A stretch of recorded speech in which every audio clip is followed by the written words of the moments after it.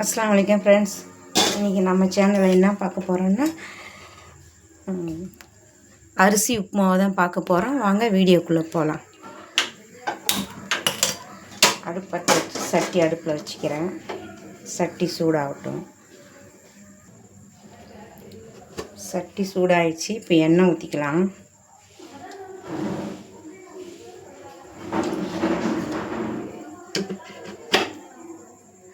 எண்ணெய் சூடாகிட்டு இப்போ கடுகு போட்டுக்கலாம். ஒரு அரை ஸ்பூன் கடுகு போட்டுக்கலாம்.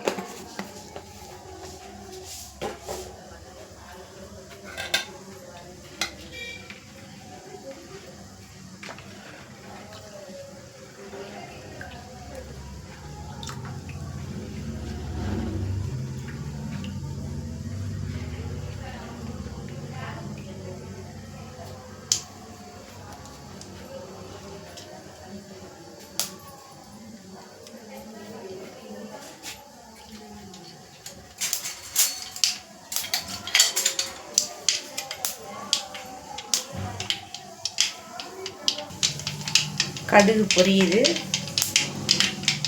கருவேப்பிலை,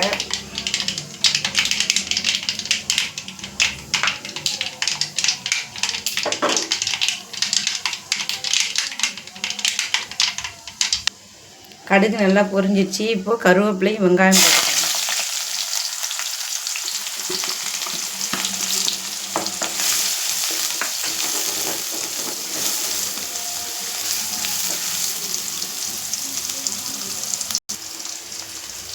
ஒரு பச்சை மிளகாய் வெட்டி வச்சுருக்கேன். ஒரு தக்காளி, கேரட்டு ஒரு 3 கேரட்டு, கொஞ்சம் பீன்ஸு. இப்போ இத்தனை காயை வந்து இப்போ இதில் தட்டிக்கலாம்.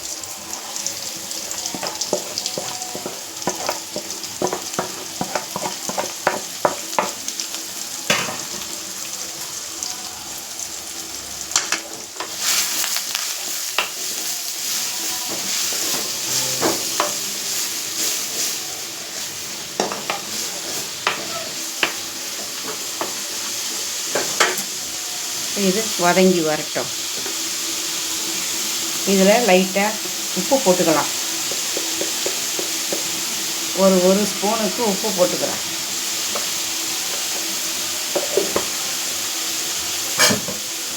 காணாட்டி அப்புறம் பார்த்துக்கலாம். தண்ணி கொதித்து வரும்போது பார்த்துக்கலாம்.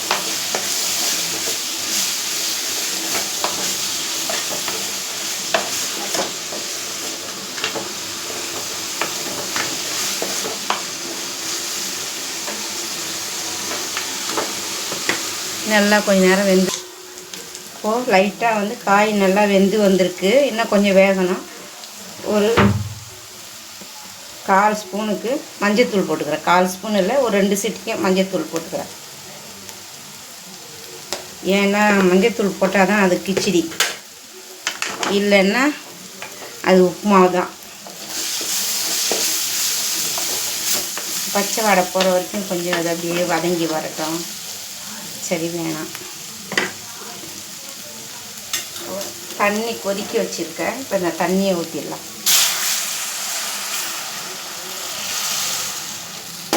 காய் வேகணும்ல, அதனால் தண்ணி கொதித்து வரட்டும். ஆல்ரெடி தண்ணியை நல்லா கொதிக்க வச்சு தான் வச்சுருக்கேன்.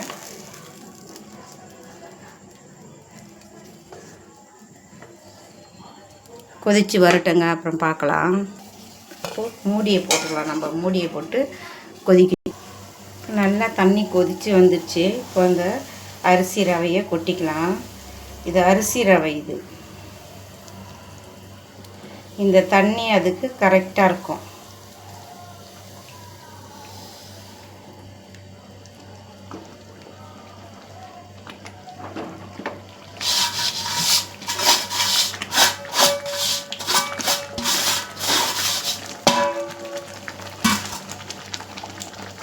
அடுப்பை சிம்மில் வச்சுக்கலாம்.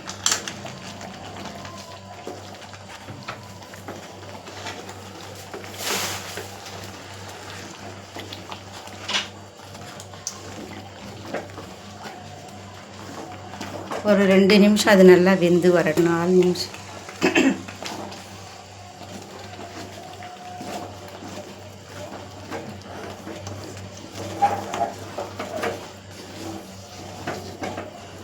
பாருங்க, தண்ணி நிறையா இருந்த மாதிரி இருந்துச்சா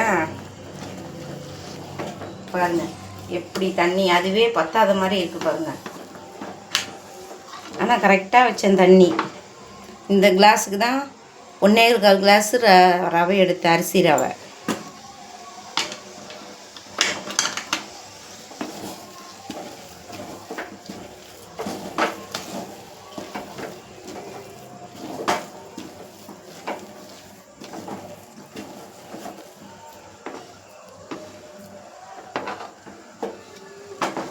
இதுக்கு தேங்காய் சட்னி அரைக்கலாம், சட்னி அரைக்கலாம், கார சட்னி, தேங்காய் சட்னி எல்லாமே அரைக்கலாங்க. பூண்டு சட்னி கூட நல்லாயிருக்கும், புதினா மல்லி அந்த சட்னி கூட நல்லாயிருக்கும். ஆனால் என்கிட்ட இது ரெண்டுமே இல்லைங்க. புதினா மல்லி இது ரெண்டுமே இல்லை, தேங்காய் மட்டும்தான் வச்சுருக்கேன். தேங்காய் சட்னி தான் இப்போ அரைக்கணும்.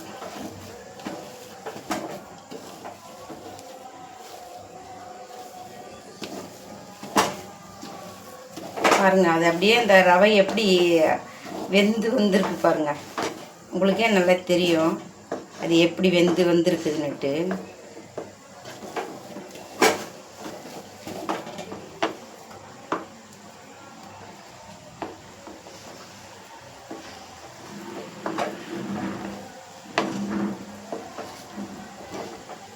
அரிசி ரவை உப்புமாவு கிச்சடி எத்தனை பேருக்கு பிடிக்குன்றது எனக்கு கமெண்ட்டில் சொல்லுங்கள். நீங்களும் இதை செஞ்சு சாப்பிட்டு பாருங்கள், சாப்பிட்டு பார்த்துட்டு சொல்லுங்கள். இந்த அரிசி ரவை வந்து பாக்கெட் ரவை. இது எங்கள் அம்மா வீட்டிலேருந்து கொண்டு வந்தேன். அவங்க சென்னைக்கு போயிருக்கும்போது வாங்கிட்டு வந்திருந்தாங்க. இதை பாருங்கள், இதுதான் வந்து அரிசி ரவை. இதுக்கு கார சட்னி, தேங்காய் சட்னி இதுதான் இதுக்கு நல்லாயிருக்கும். இது தோசையாக கூட ஊற்றலாம். இது ரெடிமேடு அரிசி ரவா தான். சரி, ஒரு 2 நிமிஷம் இருக்கட்டும். பாருங்கள், இப்போது ஒரு 5 நிமிஷம் அப்படியே நம்ம சிம்மில் வச்சுருந்தோம். இப்போ கிண்டி பார்க்கலாம் எப்படி இருக்குதுன்னுட்டு. பாருங்கள், நல்லா உதிரி உதிரியாக இருக்கா உப்புமாவு. பாருங்க, உப்புமாவுன்ற பாரு கிச்சடி. இது கேரட்டு பீன்ஸு எல்லாம் போட்டு செஞ்சுருக்கேன்.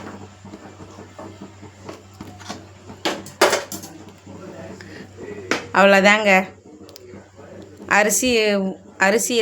அரிசி ரவை கிச்சடி ரெடி ஆயிடுச்சு.